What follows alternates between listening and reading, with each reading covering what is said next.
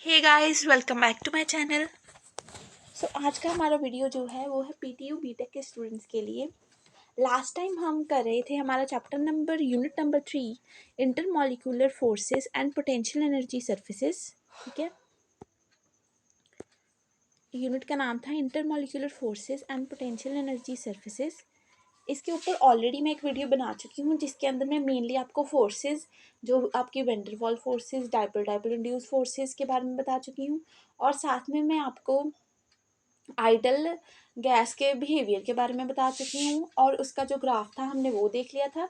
अब हम इस वीडियो में बात करेंगे equation of Van der Waals and Van der Waals equations के बारे में। ठीक है, तो जिन बच्चों ने वो वाला वीडियो नहीं देखा, पहले वो वाला वीडियो देख लें। और मुझे बहुत रिक्वेस्ट आई थी स्टूडेंट्स की कि नेक्स्ट वीडियो अपलोड करें, तो ये है इसका नेक्स्ट वीडियो, पार्ट नंबर 2। अगर किसी बच्चे को इसके नोट्स चाहिए तो वीडियो के नीचे लिंक दिया हुआ है, आप प्लीज़ लिंक को रेफ़र करें। ठीक है, फर्स्ट वीडियो के कमेंट सेक्शन में लिंक गिवन है। हम यहाँ तक पिछले वीडियो में हम यहाँ तक देख चुके थे, आइडल गैस के बिहेवियर तक। अब हम यहाँ से बात करेंगे। ठीक है, जो हमारा टॉपिक है, टॉपिक का नाम है equations of state of real gases. ठीक है, equation of state of real gases, या इसे हम कहते हैं vendor walls equation of state. ठीक है, ये आपका एक इम्पॉर्टेंट टॉपिक ही है। तो चलिए हम टॉपिक की तरफ चलते हैं। The van der Waal equation was derived by Johannes Diederik van der Waals in the year 1873। वैसे तो ये जो डाटा है, नाम वगैरह या सन वगैरह, ये साइंस में इतना इंपॉर्टेंट नहीं है, बट स्टिल आपको थोड़ी सी नॉलेज जनरल होनी चाहिए कि किसने दी थी इनकी इक्वेशन। साइंटिस्ट का नाम है जॉनेस डाइड्रिक वेंडरवॉल्स, और ईयर था 1873, तब उन्होंने ये equation the. The equation is basically a modified version of the ideal gas law. Idol gas law का ही ये मॉडिफाइड वर्जन है। ठीक है, आइडल गैस इक्वेशन होती है P V is equal to N R T. ठीक है, ये उसी का मॉडिफाइड वर्जन है। Okay, which states that gases consist of point masses. ये क्या बताता है कि जो गैसेस हैं वो पॉइंट मास है उनका, वो एग्जिस्ट करते हैं पॉइंट मास में, मतलब पॉइंट मास होता है निग्लिजिबल मास। ठीक है, that undergoes perfectly elastic collisions. एक टाइप की कोलिजन है जिसे हम कहते हैं परफेक्टली इलास्टिक कोलिजन, ये वो वाली कोलिजन्स करती हैं। However this law fails to explain the behaviour of real gases. ये जो लॉ है ये फेल हो जाता है रियल गैसेस के बारे में बताने में। ठीक है, therefore the van der Waal equation was derived and it helps us define the physical state of real gas। इसलिए जो van der Waal इक्वेशन है वो हमें बताती है फिजिकल स्टेट रियल गैस की के बारे में। ठीक है, अब हम van der Waal इक्वेशन के बारे में देख लेते हैं। The van der Waal equation is an equation of state that describes the behaviour of real gases. ये इक्वेशन ऑफ स्टेट है जो कि रियल गैसेस के बिहेवियर के बारे में बताती है। ठीक है, taking into account the volume of the gas molecules. साथ में ये क्या अकाउंट रखती है कि उस गैस का मॉलिक्यूल का वॉल्यूम कितना है। ठीक है, and the attractive and repulsive forces between them, और साथ ही में ये भी ख्याल रखती है कि इसके अंदर कितनी अट्रैक्टिव या कितनी रिपल्सिव फोर्सेस होती हैं। The van der Waals equation is based on the two above mentioned assumptions about real gases and it provides more accurate description। जो वेंडर वॉल हैं वो ऊपर बताई गई दो अजम्पशंस के ऊपर बात करती हैं, जो कि अजम्पशन हम मान के चलते हैं रियल गैस की, and it provides a more accurate description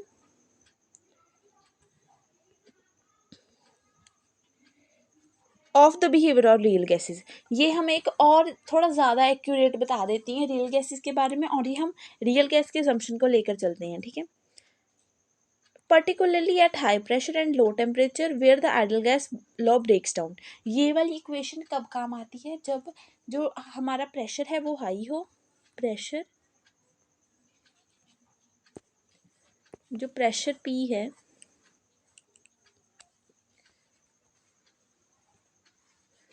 जो हमारा प्रेशर है वो हाई होता है और जो टेम्परेचर है वो लो होता है, तब ये वाली जो गैसेस हैं, तब ये वाली इक्वेशन जो है काम करती है। At high pressure and low temperature where ideal gas law breaks down, जहाँ पर आइडल गैस लॉ जो है वो काम नहीं करता, वहाँ पर वैन डर वाल इक्वेशन काम करती है। ठीक है, आपने जितनी भी ये मैं आपको डेफिनेशन वगैरह करवा रही हूँ, ये साथ साथ नोट करनी है, और अगर आपको इसके नोट्स चाहिए तो आप कमेंट सेक्शन में चेक कर सकते हैं। ठीक है, the van der Waals equation is P plus n square A upon V square into V minus NB is equal to nRT। ये है modified version of idol gas equation. ठीक है, मॉडिफाइड वर्जन है उसका। अब हम इसे डायरेक्ट कुछ नहीं करेंगे, आप जस्ट देखें इसमें क्या क्या है। ठीक है, एक तो है P is use for pressure, हमें पता है। ठीक है, P को यूज़ किया हमने प्रेशर के लिए, V is use for volume and N is use for number of moles of gas. ठीक है, R is the universal gas constant, आपको पता होगा। T is the temperature and A is the measure of attractive forces between gas molecules। A हमने लिया कि attractive forces कितनी है उनके बीच में, उसको हमने A से डिनोट किया। And B is the measure of volume of the gas molecules। तो B जो है वो एक वॉल्यूम जितनी है हमारे गैस molecules के बिटवीन, वो उसका measure है। ठीक है, the term n square A upon V square is related to pressure correction term and NB is related to volume correction term। अब ये चीज़ें न्यू हैं, इनके बारे में हम देखेंगे। n square A upon V square is related to pressure correction and NB is related to volume correction। ठीक है, इनके बारे में अभी हम देखेंगे।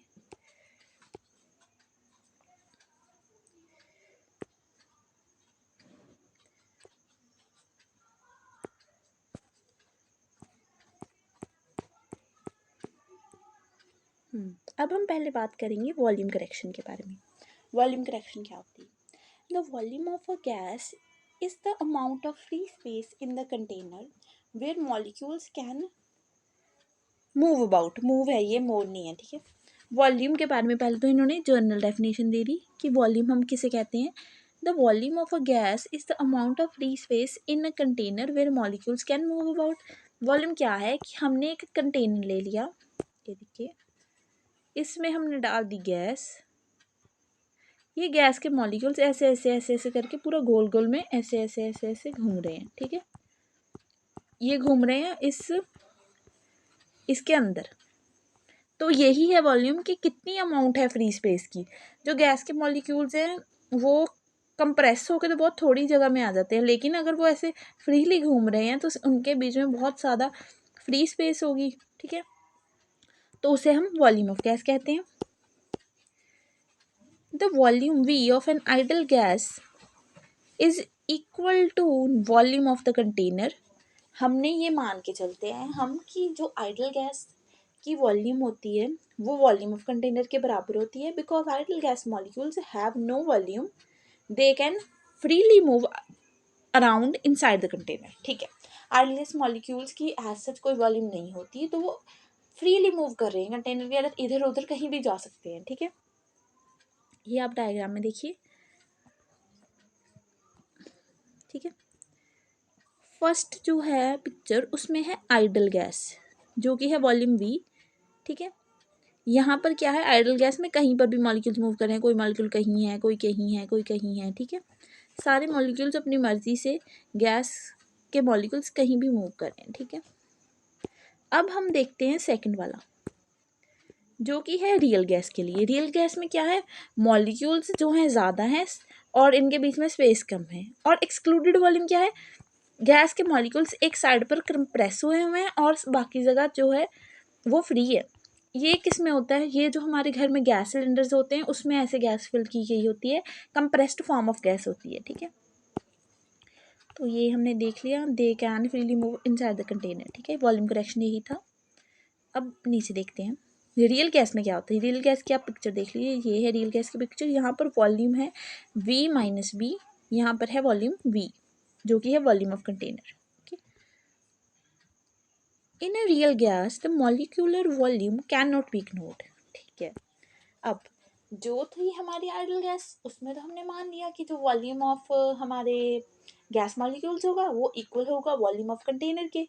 लेकिन जब हम बात करते हैं रियल गैस की, in a real gas the molecular volume can not be ignored, इसमें हम मॉलिक्यूलर वॉल्यूम को इग्नोर नहीं कर सकते। Van der Waals thought of molecules in a genuine gas as right spherical objects with a fixed volume. Van der Waal ने क्या सोचा था, साइंटिस्ट ने क्या सोचा था कि जो मॉलिक्यूल होंगे किसी जेन्युइन गैस के, वो स्फेरिकल ऑब्जेक्ट्स होंगे जिनकी वॉल्यूम फिक्स होगी, spherical objects with a fixed volume.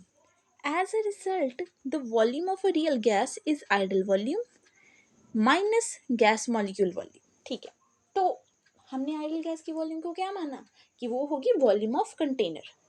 Idol gas की वॉल्यूम होगी वॉल्यूम ऑफ कंटेनर, तो जो रियल गैस की वॉल्यूम होगी वो क्या होगी, वो होगी volume of container minus gas molecule की वॉल्यूम। जो गैस मॉलिक्यूल की वॉल्यूम होगी, ये हमने कैसे माना, क्योंकि वैन डर वाल ने ये सोचा कि हर एक गैस मॉलिक्यूल जो कि जेन्युइन है वो राइट स्फेरिकल ऑब्जेक्ट होगा और उसकी फिक्स्ड वॉल्यूम होगी। इस ऑब्जर्वेशन से हमने जो एक्चुअल वॉल्यूम ऑफ कंटेनर है उसमें से इस ऑब्जर्वेशन को माइनस कर दिया, तो ये बन गई रियल गैस की volume.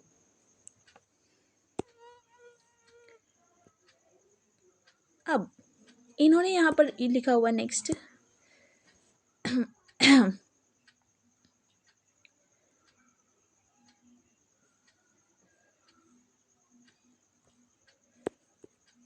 If B is the effective volume of molecules per mole of gas, the volume B will be excluded from total volume. ठीक है, तो B क्या है, उन्हीं मॉलिक्यूल्स की गैस जिनके बारे में मैंने बताया आपको। B is the volume of the gas molecules which is fixed, तो इसको हम माइनस कर देंगे जो एक्चुअल वॉल्यूम है टोटल में से, V माइनस B हो जाएगा जो कि रियल गैस की वॉल्यूम बन जाएगी। ठीक है, यही है इसमें।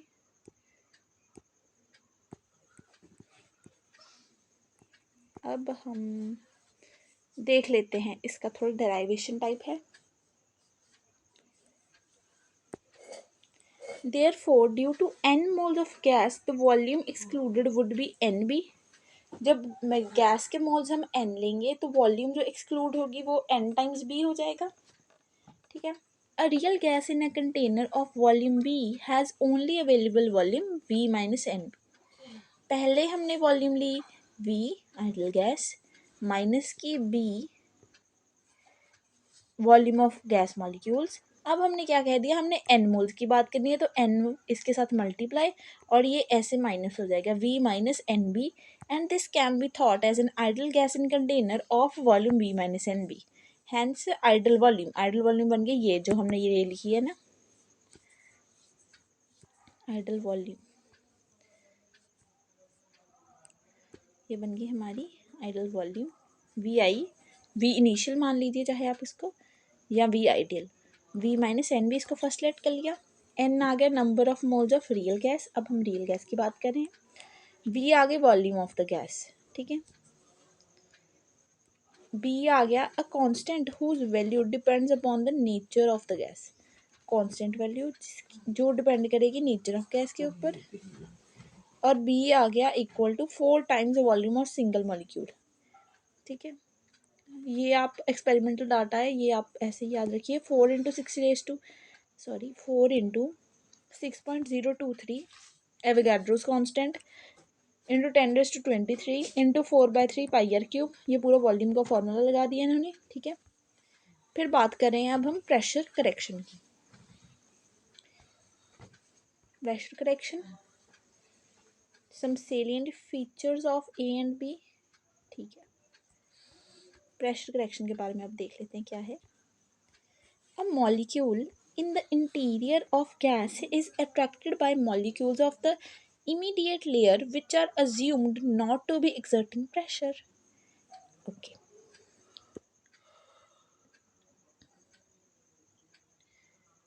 जब कोई भी दो गैस की लेयर्स है,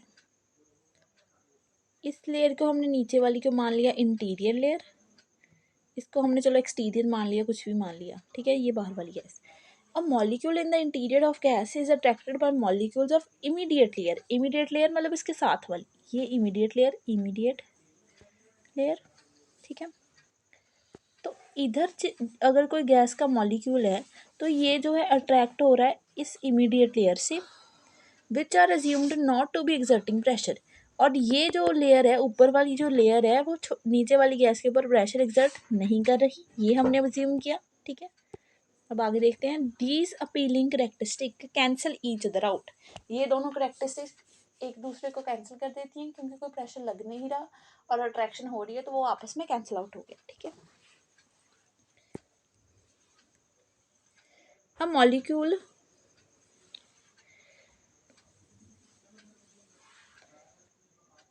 molecule poised to impact the vessel's wall, on the other hand, is drawn only by molecules on one side.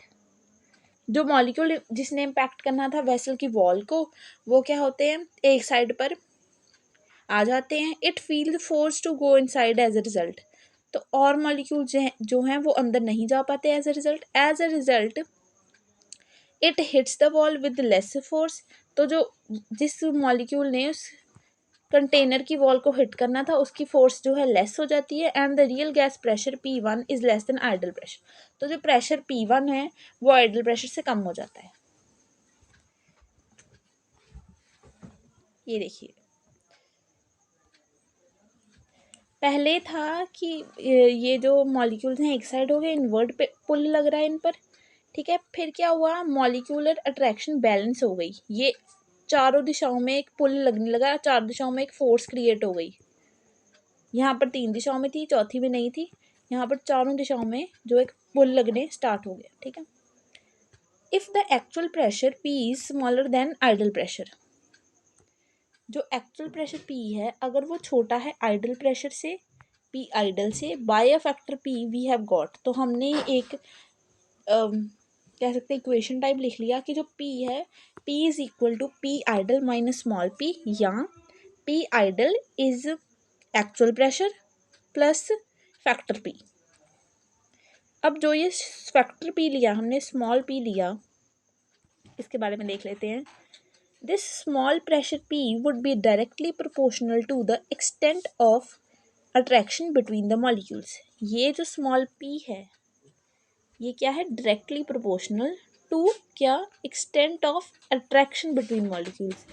P is directly proportional to attraction of molecules, की कितनी अट्रैक्शन हो रही है मॉलिक्यूल्स के बीच में, ये उसके साथ डायरेक्टली प्रोपोर्शनल है।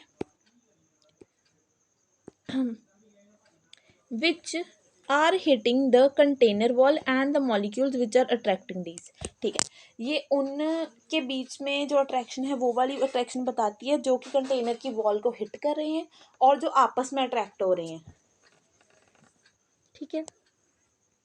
Therefore P is directly proportional to N upon V। N upon V क्या फॉर्मूला होता है, मोलैरिटी का, यानी कि number of moles upon volume of solution in container. P is directly proportional to N upon V, which is the concentration of molecules which are hitting the container's wall। कि molecules की concentration क्या है जो कि wall को hit कर रही हैं।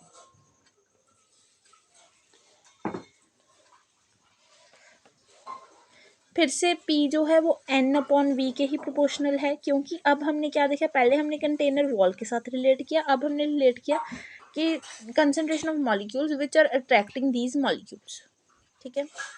तो ये इसके बराबर दो इक्वेशंस बन गई। तो इन्होंने हमने यहाँ पर लिख लिया कि जो P है वो n square upon r square के भी प्रोपोर्शनल होगी,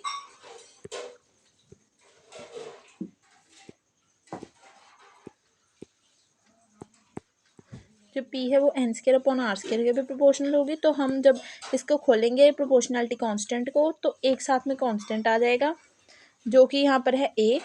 P is equal to A into n square upon V square. A जो है यहाँ पर क्या है, A is the constant of proportionality which depends upon nature of gas. A is constant of proportionality जो कि नेचर ऑफ गैस पर depend कर रहा है। A higher value of A reflects the increase attraction between gas molecules. अगर A की जो value है वो ज़्यादा हो जाएगी तो हमें पता चल जाएगा कि जो उस गैस के मॉलिक्यूल्स हैं, गैस के अगर 2 मॉलिक्यूल्स हैं तो उनके बीच में जो है अट्रैक्शन बढ़ गई है, ठीक है।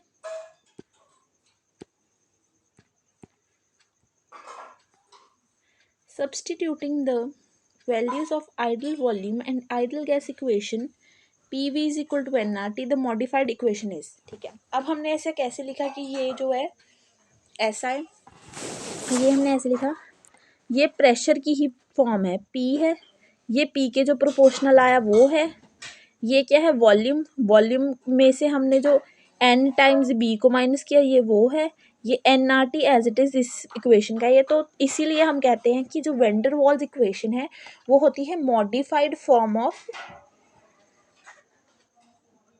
Ideal gas equation.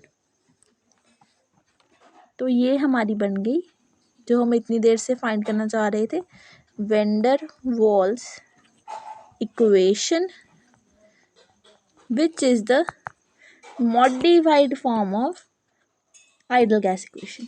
ये है आइडल गैस इक्वेशन, ये मॉडिफाइड इक्वेशन बन गई, ठीक है। ये आप ऐसे एज इट इज़ ही याद कर लेना इसकी इक्वेशन को, ठीक है।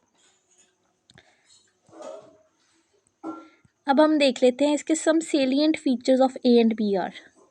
For a given gas van der Waals constant of attraction a is always greater than van der Waal constant of volume B.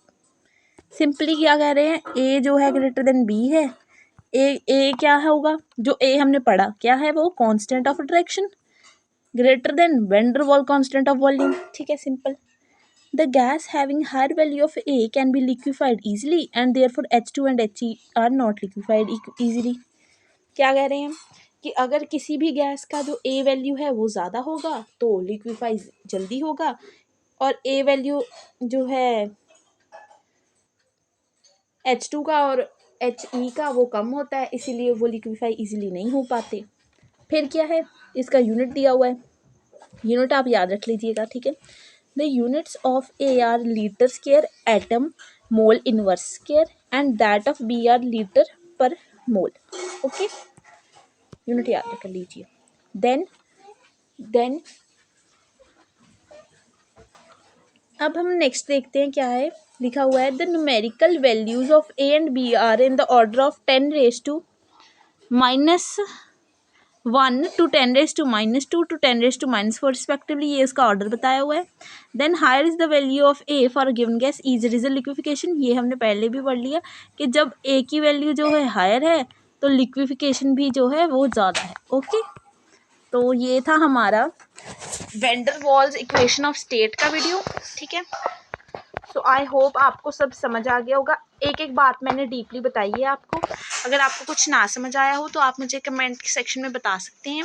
Video आपको कैसी लगी ये भी हमें बताएं। अब हम नेक्स्ट टॉपिक्स जो है अगले वीडियोस में कवर करेंगे, ठीक है। आप चैनल के साथ यूं ही बने रहें, अपने गुड सजेशंस जो हैं कमेंट्स में बताएं, और ये भी बताएं नेक्स्ट वीडियो किस टॉपिक पर आनी चाहिए और किस सब्जेक्ट की होनी चाहिए। So stay tuned and stay connected. Bye bye, have a great day, thanks for watching.